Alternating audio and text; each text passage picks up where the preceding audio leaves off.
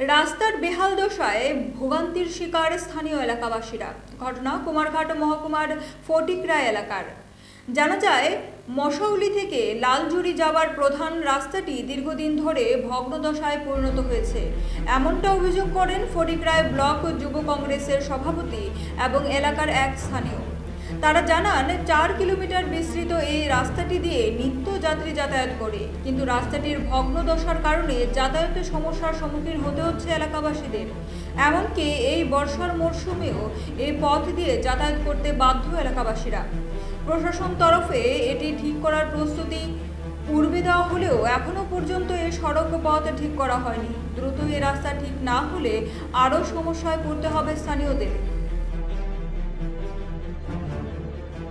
মূলত আমাদের যে মশালির থেকে লালজুড়ি যে রাস্তাটা, এটা অত্যন্ত খারাপ, বলতে প্রচণ্ড খারাপ। দিকে একটা রুগুলিয়ে যাওয়ার মতো নাই, খালি মানুষ হাঁটিয়ে যাওয়ার মতো একটা পজিশন নাই।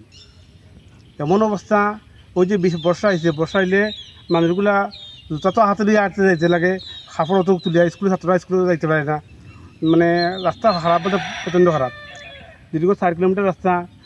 কিছুদিন আগে আমরা পঞ্চায়েত বিধানসভা নির্বাচনের আগে আমরা মাননীয় মুখ্যমন্ত্রী মন্ত্রী, আমরা এলাকার ফটিকরা এলাকার মন্ত্রী সুধাংশু দাস, উনি একটা মিটিংয়ের মধ্যে বক্তব্য দিয়েছিলেন যে এই রাস্তা 10 দিনের মধ্যে হইব। আজকু কত বছর যায়, প্রায় 3 বছর, 2.5 বছর আর 2.5 বছর অতিক্রান্ত, কিন্তু সেই রাস্তা রয়েছে না। তো এইদিকে তো যাওয়া যায় না, মেইন যে রোড যেটা, এই রাস্তা দিকেও যাওয়া যায় না। নাই, আমরা রাস্তা নাই বলতে আমরা তো করতে পারি, মেরে আমার সুযোগ সুবিধা নাই, আমাদের খুব অসুবিধা হয়। কিন্তু মন্ত্রী যে বিধানসভাকে যে প্রতিশ্রুতি দিয়েছেন, প্রতিশ্রুতি আজকে পর্যন্ত 10 দিন আর ওনার হয়েছে না। কয় কিলোমিটার রাস্তা? 4 কিলোমিটার রাস্তা। আপনার নামটা কি?